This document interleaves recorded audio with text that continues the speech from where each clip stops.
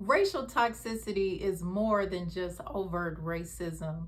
It's the subtle, often invisible forces that shape the daily experience of African Americans in the workplace, particularly in educational environments. It's those microaggressions, the lack of representation in your school, and the systemic barriers that are in place to inhibit your ability to truly thrive. And what about the constant pressure to prove yourself? All of which can slowly erode your mental and your physical well being.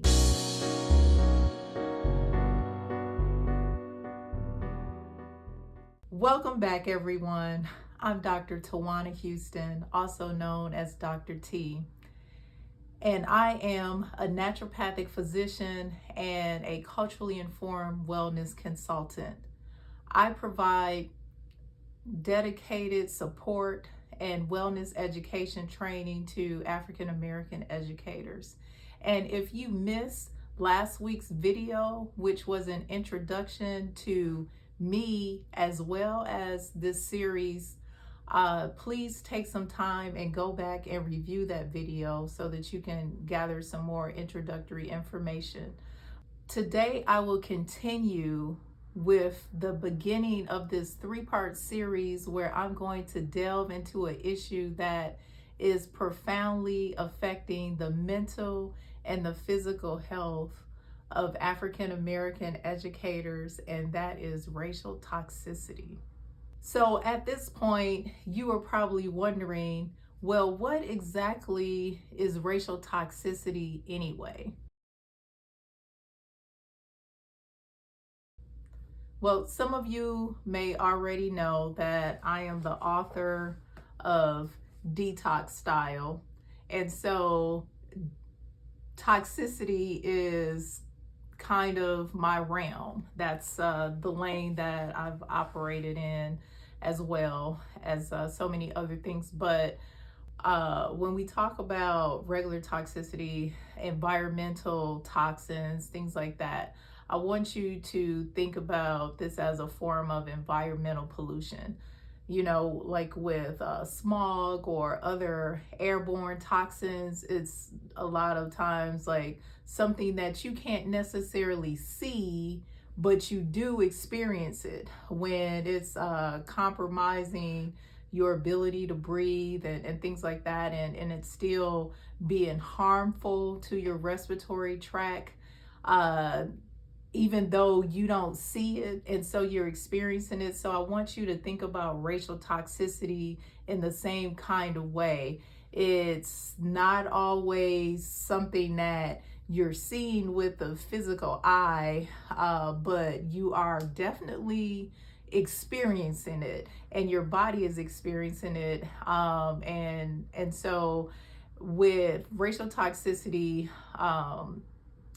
it's going to do a lot more to be a pollutant to your psyche or your psychology. And so it's how you are interpreting what is going on in the environment and how you are internalizing it, how you are interacting with others as well as the environment, and interpreting others' interactions with you. And so all of those end up being a form of racial toxicity. And so it ends up impacting so many different aspects of our lives, and therefore it creates this cumulative burden over time. One can also refer to it as this allostatic load of everyday racial stressors that in its various forms appear, whether it's racial discrimination and microaggressions. It all leads to this chronic stress, anxiety, depression, and even physical health issues. And for African American teachers, this racial toxicity could manifest as being constantly questioned about your qualifications as an educator, feelings of being isolated in predominantly white spaces, or being passed over for other leadership opportunities within the profession. And these daily exposures to racial toxicity isn't just mentally draining, it can be downright physically harmful. Research has shown that chronic stress from racial toxicity can lead to hypertension, weakened immune function, and even a shortened life expectancy. And so I want to tell you briefly about a client that I had years ago. She was an African American woman. She was a teacher. She had been teaching maybe for about 15 years at that time. And she shared with me about off just countless of times that she had been mistaken by her own colleagues in her school as a substitute teacher. And some of the colleagues, she really did expect them to know better. And of course, all of these small incidents, or what looks like they're small incidents, they added up over time, and they made her feel isolated on the job, and it began like she didn't belong. And then there was just this constant form of stress that derived from that. And so I know that her experience is not unique. There are many of you watching this video now that can attest to that. I know that I can. And it is one of those things where you're just kind of baffled by it, really. There's just a level of absurdity to it. And in terms of understanding that people, your colleagues, your peers are interacting with you, and yet they don't see you. And it's like, really? You really don't know who I am? And so it's one of those things. It's sad, it's sickening, it's disheartening, all in the same sentence, and everything. And so one of the things that was shown in this 2020 study is that African American educators, they are more likely to have these feelings of isolation on the job, in addition to higher levels of stress than their white counterparts. And it's because of incidents like this. Unfortunately, these experiences reflect a larger systemic issue that many teachers face. And with all things, awareness is the first step towards change. But of course, it's not the African American educators that need to change, but they do need to be aware of the impact that these incidents are happening on their health. And so racial toxicity, it's not always blatant. It often shows up in just these subtle ways, like the microaggressions, those compliments that that are actually insults. Like when you were told, "Oh my God, you are so articulate."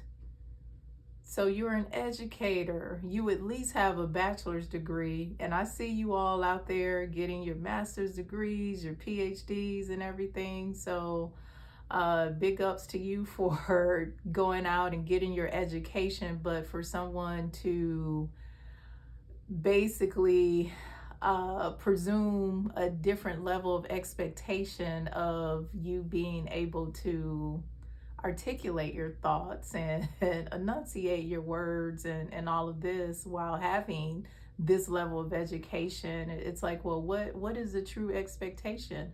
What are you really saying about what you think of me or the culture that I belong to? And so So there, and then there's also just this expectation in the workplace that you as an African American had just this pressure to educate your peers on race relations instead of your peers taking an initiative to learn more about that on their own. There's just this emotional labor of just constantly having to navigate these spaces, and then there's, you know, the disproportionate disciplinary action that may come upon an African American educator as well as African American students, that you all are facing, and everything. And so these are just other forms of racial toxicity that can come up in the educational system, which again, it just goes back to uh, it's not just an individual issue, but it's a part of a systemic problem that reflects our broader society, and it's been going on for generations. But the problem is, you all, that it is harming our health, and so I want to just conclude this video here, and I want to thank you all for joining me on this part of the journey, because in the next episode, in the next video, I will be talking more about the impact that this racial toxicity is having on the physical as well as the mental and emotional health and well-being of African Americans. And so if you like this video, please subscribe, please like, share this content with other educators that you know, and leave some comments below, and continue with us on the journey through other social media outlets as well. And I look forward to seeing you next time.